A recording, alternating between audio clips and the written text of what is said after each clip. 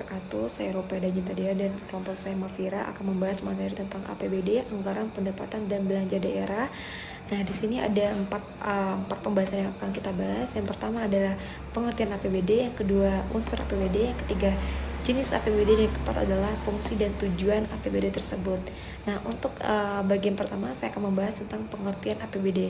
Nah, mungkin teman-teman belum tahu atau mungkin sudah lupa apa itu pengertian APBD, bahwa APBD merupakan, ini menurut diambil dari Kementerian Pendidikan dan Kebudayaan, Direktorat Jenderal Kebudayaan. APBD merupakan salah satu instrumen kebijakan yang digunakan sebagai alat untuk meningkatkan pelayanan umum dan kesejahteraan masyarakat di daerah. Nah, menurut Permendagri nomor 21 tahun 2011, bahwa APBD adalah rencana keuangan tahunan pemerintahan daerah yang dibahas dan disetujui oleh pemerintah daerah dan DPRD serta ditetapkan dengan peraturan daerah. Nah, sedangkan APBD merupakan instrumen kebijakan yang utama bagi pemerintah daerah. Anggaran daerah juga digunakan sebagai alat untuk menentukan besar pendapatan atau pengeluaran. Nah, sedangkan selain itu membantu mengambil keputusan untuk perencanaan pembangunan serta otorisasi pengeluaran di masa-masa yang akan datang. Nah, yang kedua ada unsur APBD. Unsur APBD ini terdiri dari 5 unsur. Yang pertama adalah rencana kegiatan suatu daerah beserta uraiannya secara rinci. Nah, yang kedua adalah adanya sumber penerimaan yang merupakan target minimal untuk menutupi biaya terkait aktivitas tersebut.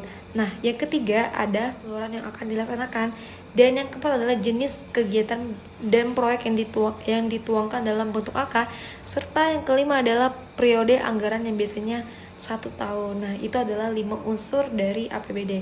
Selanjutnya akan dibahas oleh teman saya, Mafira.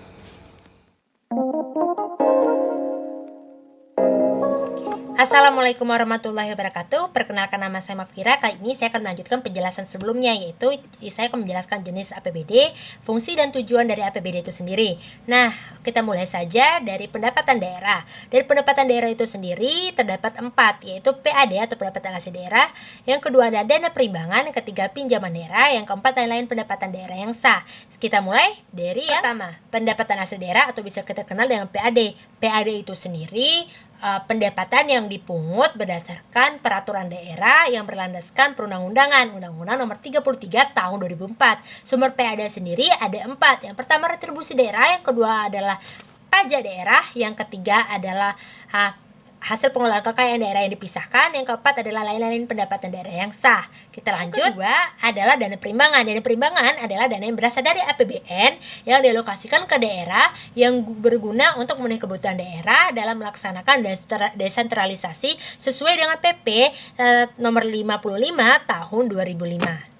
Dana perimbangan itu sendiri terbagi atas 3. Yang pertama adalah DAU, yang kedua adalah DAK, yang ketiga adalah DBH. DAU adalah dana alokasi umum, DAK adalah dana alokasi khusus, ketiga adalah DBH, dana bagi hasil. Kita mulai dari DAU yang pertama atau dana alokasi umum, yaitu dana yang berasal dari APBN yang dialokasikan ke daerah yang guna untuk pemerataan keuangan daerah dalam memenuhi kebutuhan daerah untuk melaksanakan desentralisasi. Yang kedua adalah dana alokasi khusus atau DAK, yaitu dana yang bersumber dari APBN yang biasanya dialokasikan untuk daerah tertentu. Nah, biasanya DAK itu sendiri untuk kegiatan khusus yang menjadi prioritas nasional, seperti perbaikan infrastruktur, perbaikan fasilitas kesehatan, dan perbaikan tingkat pendidikan. Yang ketiga adalah DBH atau dana bagi hasil. Biasanya dana bagi hasil itu sendiri adalah dana yang berasal dari APBN yang dialokasikan kepada daerah berdasarkan angka persentase untuk memenuhi kebutuhan daerah dalam pelaksanaan desentralisasi. Biasanya sumber DBH itu sendiri terdapat 2, yaitu pertama pajak, kedua adalah sumber daya alam.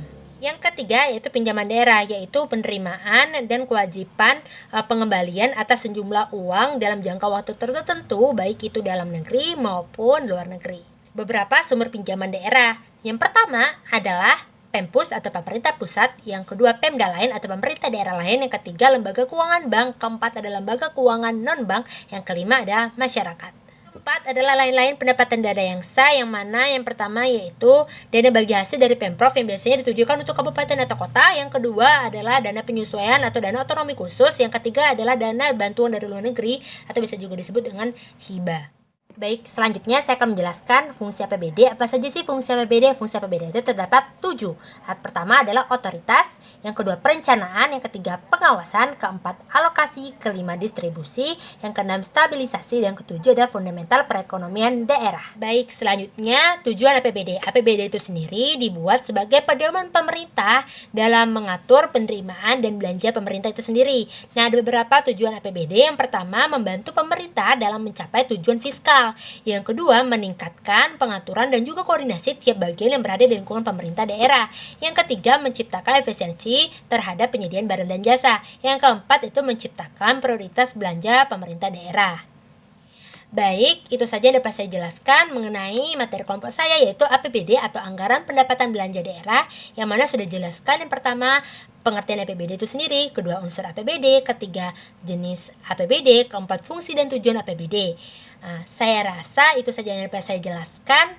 Saya mohon maaf bila ada salah-salah kata. Kepada Allah saya mohon ampun. Wassalamualaikum warahmatullahi wabarakatuh. Terima kasih.